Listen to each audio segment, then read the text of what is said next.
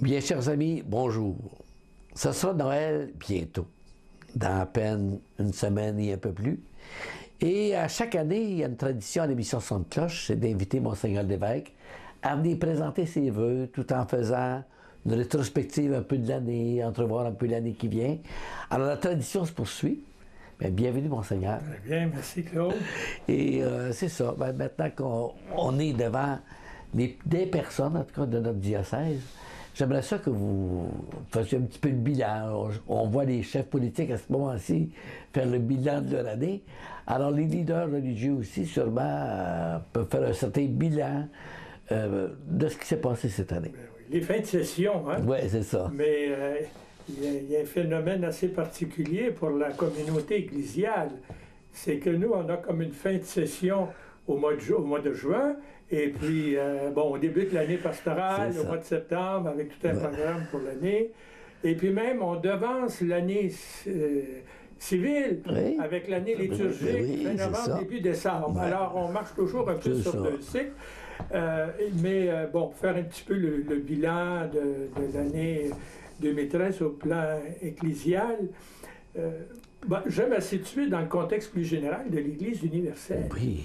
Et on a vécu quand même, là, depuis novembre l'année dernière, jusqu'à cette année, même le mois d'octobre l'année dernière, ce qu'on appelait l'année de la foi.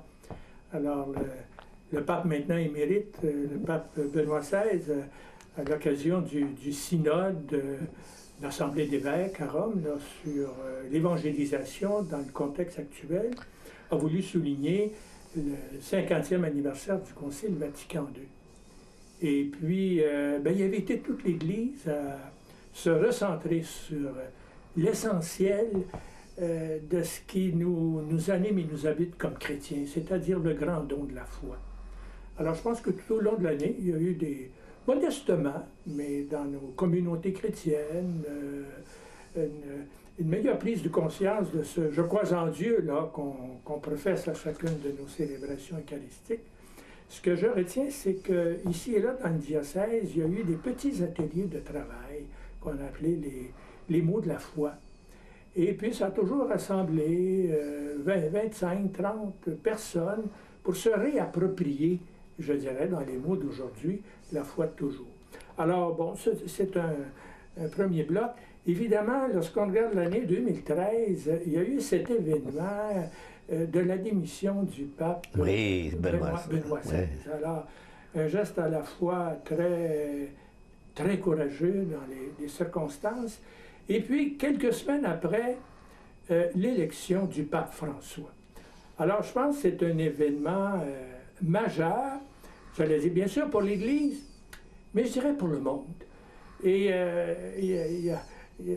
on vient de nommer, la Review Times vient de nommer le pape François personnalité de l'année. Après 9 mois uniquement. Après 9 mois uniquement. C'est-à-dire par une manière d'être, il apporte un souffle d'espérance.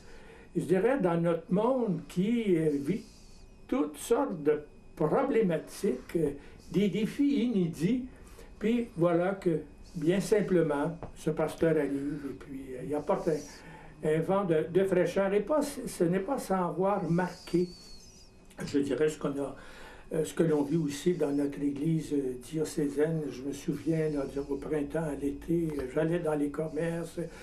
Et spontanément, les gens me parlaient du pape François. Et puis, ça continue. Alors, c'était à même de marquer aussi ce que l'on vit dans notre diocèse quand je pense rétrospective de l'année.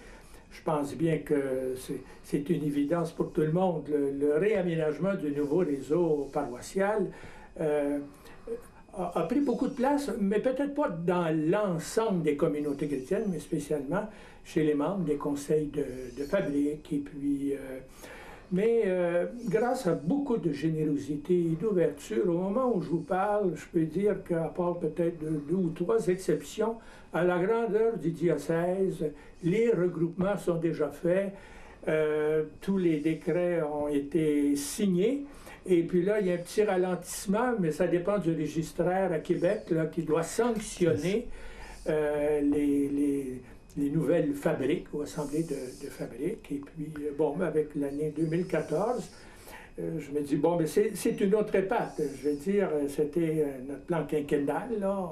On arrive, là, je me dis, on vient d'enfanter, là, un nouveau petit, puis là, il va falloir l'aider à grandir, à se développer. Mais c'est cet esprit de collaboration. Bien sûr qu'il y a des craintes, des appréhensions, mais au fur et à mesure qu'on rentre dedans, c'est peut-être ce qui marque l'ensemble de cette année, puis l'année qui va venir, puis dans le monde, et ce que nous répète le pape François. Je veux dire, il faut regarder en avant, et puis avoir l'audace, hein, de la créativité, et puis de risquer de nouveaux chemins d'avenir. Bon, voilà un petit peu en gros. Si on voit, puis si on essaie de pas vulgariser, mais de rendre ça concret un peu, hein, on pourrait dire qu'au plan de l'essentiel, au plan du fond, là, hein, c'est l'année de la foi. Puis, et le pape Benoît XVI, qui était tellement discret, mais par contre a posé un geste tellement prophétique. Et puis François qui nous arrive, hein, comme un cadeau de la foi, cadeau de Dieu. Oui, c'est ça. Et quand vous parlez de nouveau réseau paroissial, alors ça veut dire concrètement ce que vous avez évoqué tout à l'heure, le regroupement des paroisses. Hein? Ce qui veut dire que, disons, les communautés chrétiennes, c'est-à-dire les clochers avec les communautés, les paroisses telles qu'on les a connues, demeurent. Hein? Mais c'est un nouveau regroupement d'ordre administratif. Hein? Alors, donc, ce qui veut dire qu'on va se retrouver là, au 1er janvier ou dans les semaines qui vont suivre avec 20 ou 21 assemblées de fabrique et non plus 53 comme on avait avant. Donc, les nouvelles assemblées de fabrique, ceux qui sont élus le marguillier ou marguillière, portent la préoccupation sur un ensemble plus grand, c'est-à-dire sur plusieurs communautés chrétiennes qui forment une nouvelle paroisse. Et je lisais là, une nouvelle lettre pastorale du pape François, qui a un très beau nom, La joie de l'Évangile. Hein? Et puis, il parle justement de la paroisse qui demeure une base concrète là, au milieu des maisons des gens, là, de ce qu'est l'Église. Mais il dit, la paroisse est appelée à devenir une communauté de communautés. Alors, je me dis, bon, bien, il vient confirmer non seulement ce qui se vit au diocèse de Joliette, mais partout au Québec et en Occident, un regroupement des forces, des énergies, mais tout cela dans le but de soutenir les communautés chrétiennes et non pas de les faire disparaître, au contraire. Hein? Si on amène ça de point de vue concret, je peux donner l'exemple de l'unité où je travaille maintenant. Oui. D'ailleurs, qui va s'appeler Nouvelle Paroisse. Alors, puis c'est très près de Berthier, oui, ici. La paroisse, la nouvelle paroisse Saint-David, c'est-à-dire Saint-Martin de la Bayonne. Alors, si on prend l'exemple, parce que c'est concret, celui-là, je peux parler davantage actuellement. Alors, vous avez Saint-Félix-de-Valois, hein, qui était déjà la paroisse centre. C'est ça. Saint-Cléophas un peu en arrière. Saint-Norbert, Notre-Dame de Lourdes et Sainte-Élisabeth. Sainte-Élisabeth. Alors, voyez-vous, cinq paroisses, cinq paroisses qui vont unifier leurs énergies pour en devenir une, avec un siège social à Saint-Félix-de-Valois. Et puis des points de service. C'est ça. Donc, les 5 églises demeurent. Les 5 églises, les communautés. Ouais. Hein? Et vous avez parlé d'équipe de proximité, voulez-vous préciser? Oui. Ben, en fait, l'équipe de proximité, c'est un nouveau venu, c'est que l'important, c'est la vitalité. Hein? Et puis l'avenir de chacune des communautés chrétiennes. Donc, il faut s'assurer que dans chaque communauté chrétienne là, qui existe actuellement, je dirais qu'il y a un groupe porteur. Hein, des personnes, là, 3, 4 personnes qui sont attentives à ce qu'il y ait constamment de la prière dans la communauté, qu'on soit attentif, je dirais, à l'éducation, à la formation, à la vie chrétienne, ce qui est toujours des activités de fraternité, et bien sûr qu'on célèbre le jour du Seigneur. soit par la parole, ou le pain partagé, la fraternité, et puis qu'il y ait beaucoup d'entraide, de partage. Alors, il faut qu'il y ait des gens qui soient préoccupés. Ce qu'on parle de l'équipe de proximité, c'est un peu le partage du leadership pastoral dans une paroisse. Ça. Alors, c'est ça. Et puis, quand on parle de regroupement, vous parliez de crainte tout à l'heure, de questionnement, ça tourne souvent autour de deux choses. Hein. Il y a l'argent qui vient toujours, l'argent accumulé dans les banques ou dans le compte. Et puis, qu'est-ce qui arrive de cet argent-là? Et puis, deuxièmement, les services que les gens... c'est les deux points, je pense, qui reviennent. Ah oui.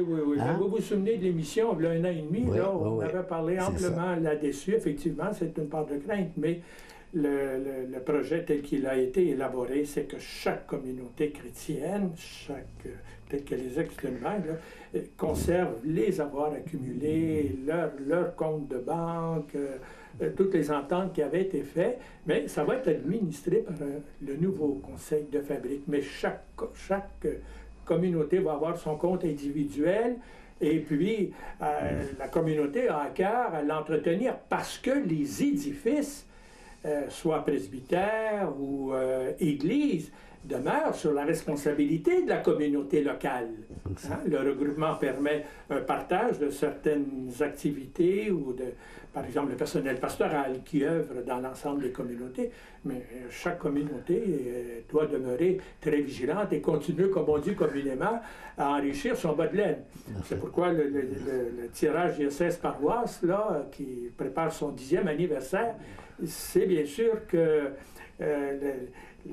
la part des billets vendus revient à la communauté locale. Hein? Comme je vais vous donner un exemple concret qu'on a vécu ces jours-ci dans la région. Là. Oui. Jean-Pierre Ferland, avec une chorale, des gens d'ici, vient de donner un concert et à Saint-Norbert et à Berthier, qui ont été des concerts bénéfices. Bon, pour les deux communautés. Est-ce que cet argent-là serait éventuellement alors, éparpillé? Alors, fait à Saint-Norbert, donc ça reste au compte de la communauté de Saint-Norbert.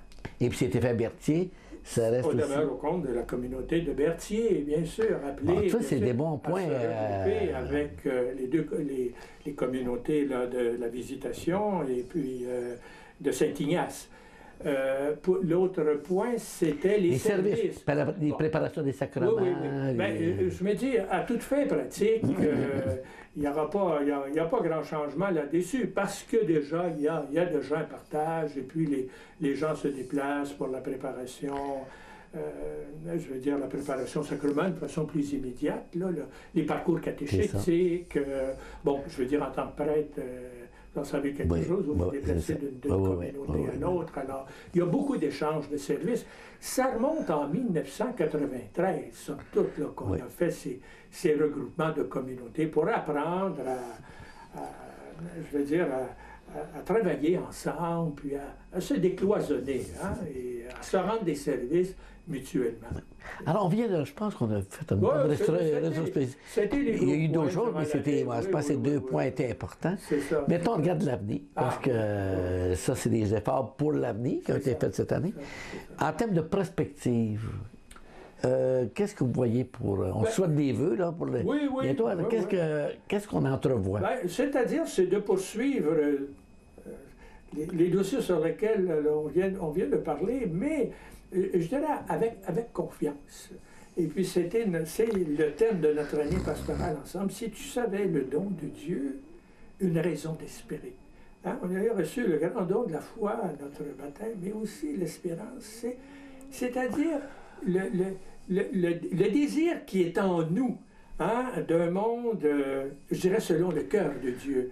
Un monde où se vit la fraternité, se vit le partage, la justice, la réconciliation. Je pense que le récent décès de Nelson Mandela nous montre cette aspiration de l'humanité à la paix, à la réconciliation.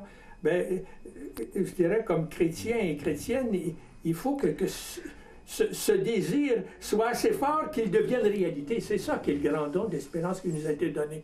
Alors, je me dis, tous ces souhaits d'équipe, c'est-à-dire de communautés chrétiennes, qui soient de véritables communautés fraternelles, et puis je dirais qu'elle transpire c'est l'Évangile. ça. Eh bien, on va continuer à travailler là-dessus. Et ce qui me donne beaucoup d'espérance en ce sens-là, c'est qu'au début du mois de novembre, j'ai entrepris une visite générale de tout le diocèse. Alors, je vais dans les unités paroissiales, là, appelées à constituer des nouvelles paroisses. Je vais dans les nouvelles paroisses qui sont déjà constituées. Je rencontre le personnel pastoral, des membres des conseils de fabrique. On m'amène dans des centres pour personnes âgées, des centres de dépannage, des maisons de jeunes. Puis quand je vois la vie qu'il y a là, la générosité, l'entraide, bien, je me dis... je suis plein d'espérance. Alors, on va continuer à travailler dans ce sens-là. Il y a certains événements qui, au cours de l'année, vont attirer notre attention. Et puis, je parle d'un grand organisateur. Je veux dire, le 350e anniversaire de la première paroisse en Amérique, c'est-à-dire Notre-Dame de Québec, la basilique. Alors, et puis, cette ouverture de la Porte Sainte, sûrement qu'il va en être question dans l'une ou l'autre de vos émissions. Oui. Mais vous avez eu le génie, la générosité de penser à organiser des pèlerinages, mais de type familial. C'est ça. Alors, il y en a déjà quelques-uns d'annoncés, peut-être... Oui. Alors, moi, je suis vraiment content parce que c'est un projet que vous m'avez confié pour l'année. Et le thème de la famille me tient à cœur autant que vous. Et je suis content des premiers échos. Bon. Parce que les premiers échos, je peux peut-être... On va en profiter dans les prochaines émissions, mais quand même. La Porte Sainte, vous avez vu dans peut-être à la télévision, des journaux, des reportages qu'il y a eu. Et notre diocèse ne sera pas en manque. Hein. On va organiser ça aussi. Et on va organiser, à date, il y a 4 pèlerinages organisés, avec des dates fixes. On reviendra sur les dates là, en cours d'année. Mais ce que je trouve beau à date, là, moi, j'ai rencontré des grands-parents. Pour faire en sorte qu'on organise des pèlerinages de famille. Au cours de l'année dernière, vous parlez de l'année dernière avec des projets, moi j'ai célébré un certain nombre d'anniversaires de mariage, surtout des 50e de grands-parents, où tous les enfants sont réunis autour des grands-parents. Il y a beaucoup d'amour. C'est ça. Il y a beaucoup d'amour. Et puis, je suis allé voir ces grands-parents-là pour leur demander, ça serait une fun que vous invitiez vos enfants et vos petits-enfants à un voyage. Mais un voyage, l'invitation, c'est l'amour. C'est parce qu'ils vous aiment, parce que vous les aimez. Hein? C'est ça qui est la base. Puis ensuite, souvent, vous avez du chagrin, parce que les enfants, les petits-enfants ne vont pas fréquemment à l'église, qui ont pris extérieurement des distances par rapport à la foi. Alors, voici un projet, aller à la Porte Sainte à Québec, qui n'est pas un projet, vous passez l'expression, qui éteigne au vieux jeu. Tu sais. Il y a de la curiosité là-dedans, il y a de la joie de vivre, il y a un pique-nique en chemin, on fait une découverte du vieux Québec, à l'intérieur on passe à Porte-Sainte, c'est toutes des choses neuves. Et je trouve ça tellement beau dans les yeux des grands-parents que j'ai contactés, des réponses déjà. Puis on aurait des groupes porteurs, parce que ça prend des groupes porteurs. On aurait le nouveau charismatique. Ben, j'ai pris des groupes avec qui moi je suis déjà en lien. C'est plus facile. La vie montante, les chevaliers de colon. Il y a le diocèse comme tel, au mois d'octobre. Alors, autant l'année de la foi a été l'année de 2013, autant l'année 2014 pourrait être l'année de la famille et de la foi par la Porte Sainte.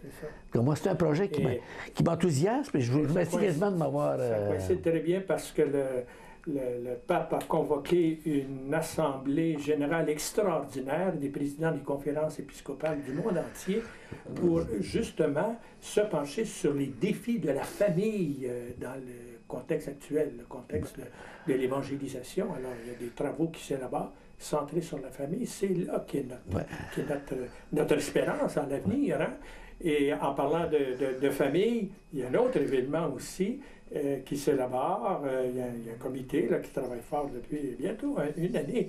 Je veux dire, un grand rassemblement de nos jeunes qui vivent les parcours catéchétiques, et spécialement les confirmants et puis les confirmés. Je veux dire, on va jouer sur 2 années un grand rassemblement le 25 octobre prochain.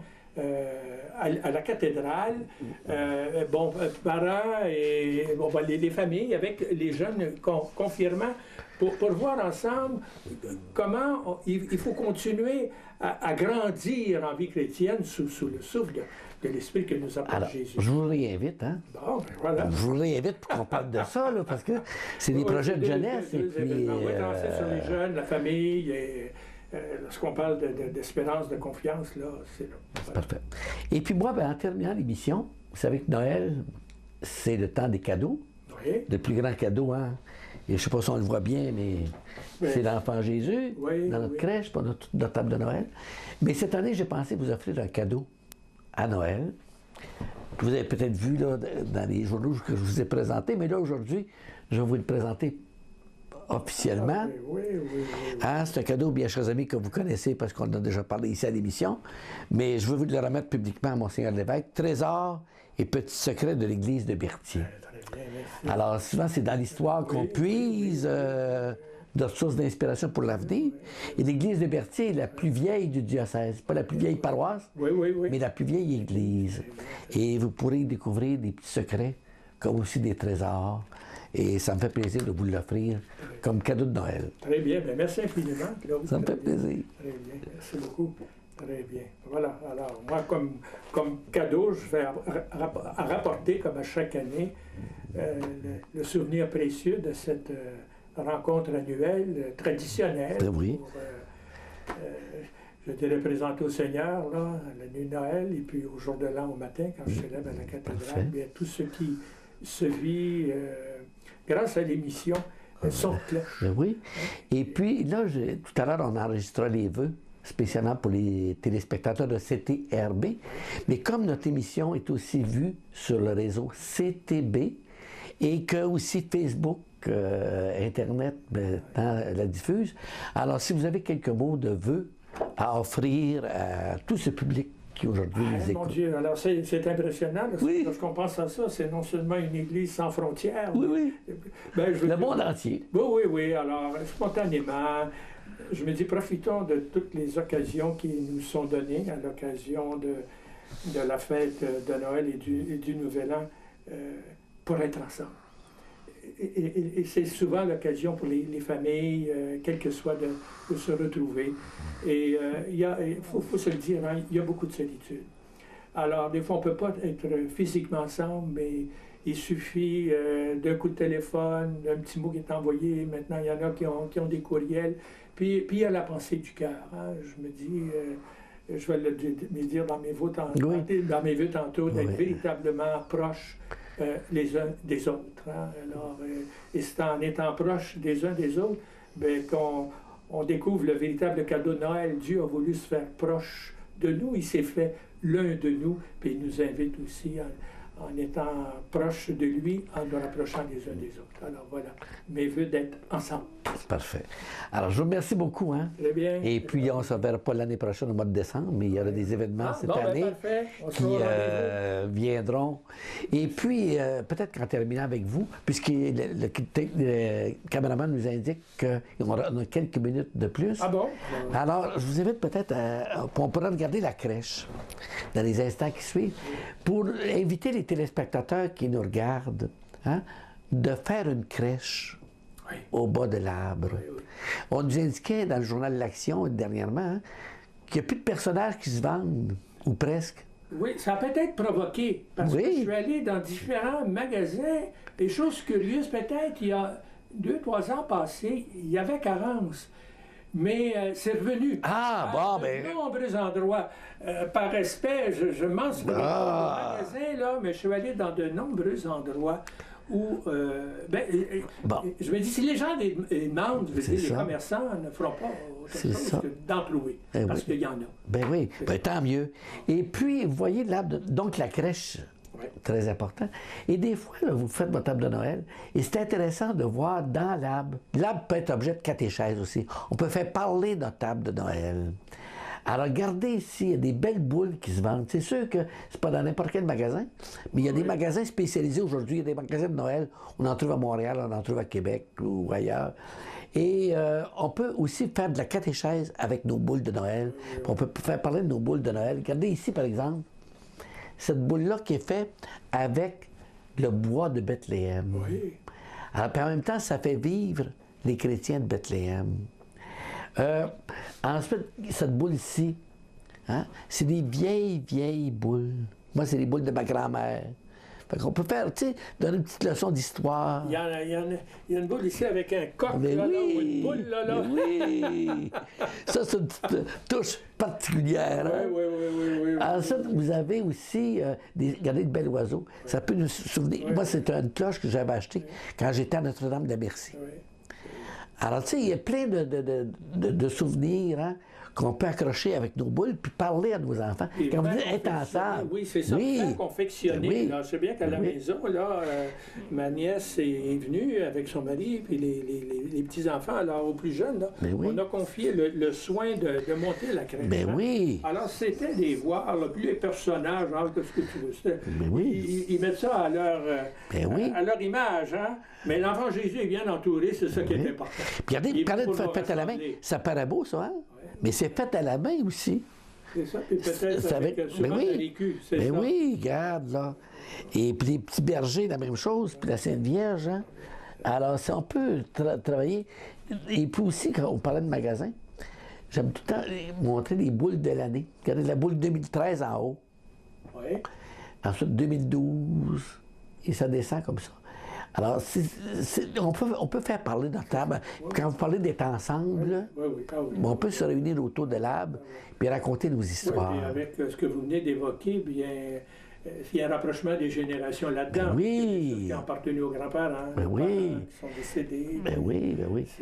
Et puis les souvenirs, puis les pays, voyez-vous, Rome qui fait sa boule de Noël, la Grèce. Vous avez beaucoup voyagé, alors. Oui, puis on apporte des boules.